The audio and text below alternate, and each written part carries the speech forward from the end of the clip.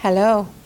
This week we're going to talk about our emotions, and we're going to talk about a mixture of emotions. It's okay to have every and all of the emotions. All emotions. You're going to have a mixture. There are two little guidelines here. One is not to judge or push back at others. The other one is not to judge or push back at yourself. When you push back your emotions, you're actually growing them. You're putting more energy on the emotion that you really don't want. So, the easiest way to make peace with your emotions is to say it is what it is. Yeah, I got mad. There's no judgment to that.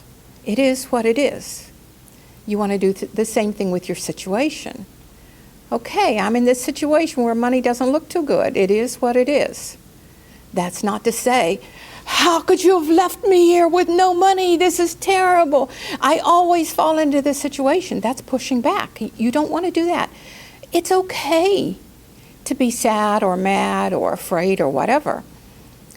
But you only want to spend 2 to 5 seconds on making peace with the situation and 2 to 5 seconds on making peace with the feelings. You don't want to unpack and live there. If you're feeling sad, you don't want to feel sad from now till next Friday. You don't want to unpack and live there. You want to say, I'm sad. And you want to say it in a soft voice. Learn to say hard things in a soft voice to yourself, to somebody who lives in your house. You can't, if somebody does what you don't want them to do in your house, you can't pick up the socks that they've thrown on the floor and throw them back and say, I told you, don't leave your socks around. What do you think? Yada, yada, yada. So those are hard things to say, but you can say them in a soft way. Or say nothing at all. But you can say to yourself, I'm mad. And you can say to yourself, Johnny, I got mad when I saw your socks on the floor today. That's enough. You don't have to say any more. Johnny can understand that. You can be mad, you can be sad, you can be afraid, with no judgment on you and no judgment on the other person. For example, you're telling Johnny, I got mad when I saw your socks on the floor.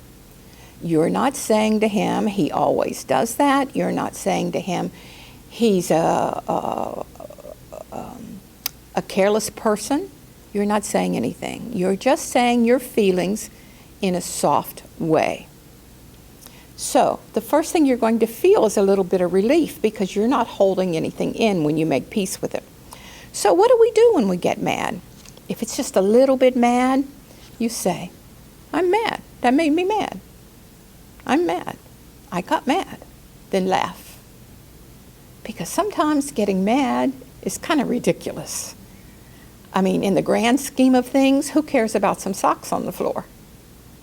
That's really hilarious when you think about it. When you're 80 and you're dying and you call, all the people come around to say goodbye, goodbye, goodbye. You're going to say, I wish my family had not left their socks on the floor. So if you're pretty mad, medium mad, and you say, I'm mad, and you blame somebody else for that, that's okay.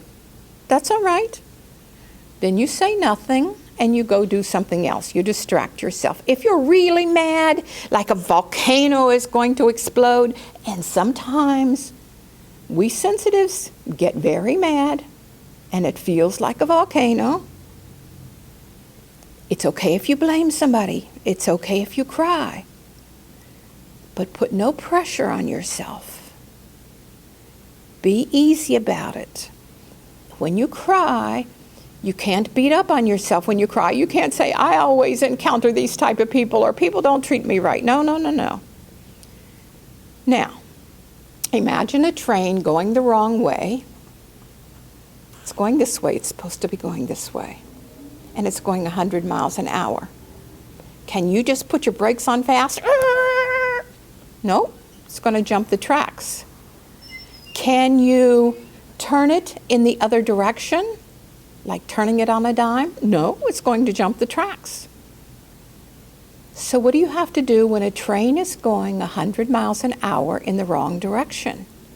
You've got to slow it down first thing. That's why the blame and the crying is okay. You're kind of slowing it down.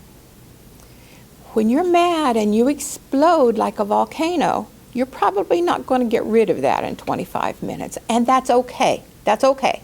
You are where you are. Motion forward is motion forward. If you're just slowing down the train, if it takes you 2 or 3 days, so what? So what? The problem comes when you get angry at yourself because you got angry. Your alignment is looking at things like Source does. And your Source would never blame you, would never criticize you. Never, never, never.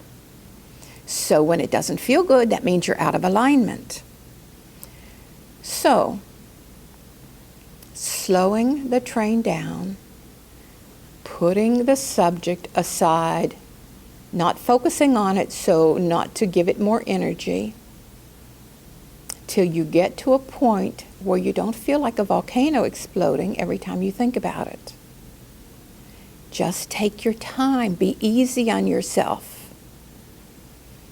When we have that anger, feels like a volcano exploding, that's because we're not aligned. We're like living on the edge. And we're feeling the misalignment before the other person ever did something or said something or threw their socks on the floor. So there's something else under that, and you've got to give yourself time to get away from the heat of that, the fire of that. So what about if you have fear? Number one, you've got to know you're misaligned, because your inner being knows no fear. And ask yourself, what would Source say in this situation? Number two, you want to think some positive aspects of that same situation. And number three, you have to see what your path of least resistance is. Sometimes the path of least resistance is walking in your boss's office and quitting. Sometimes it's taking a couple of days off, call in sick or whatever. So when you have sadness, what do? You say, I'm sad. You cry if that's necessary. Then you distract yourself, you refocus, but you don't judge yourself. You be very easy.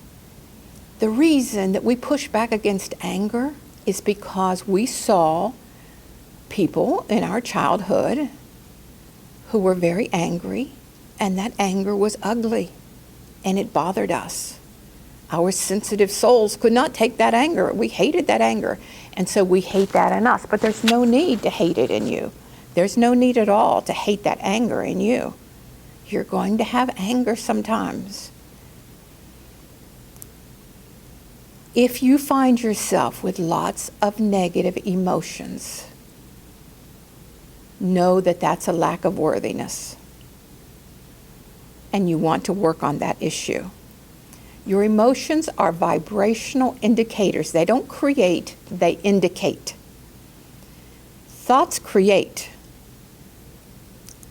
And if you have repeated thoughts that continually give you negative feelings, you're going to miscreate quickly. So to change the emotions, you have to change the thoughts. The world is perceptual.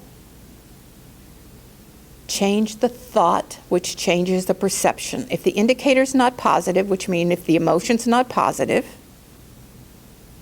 change the thought. But you start by not pushing back against either the thoughts or the feelings.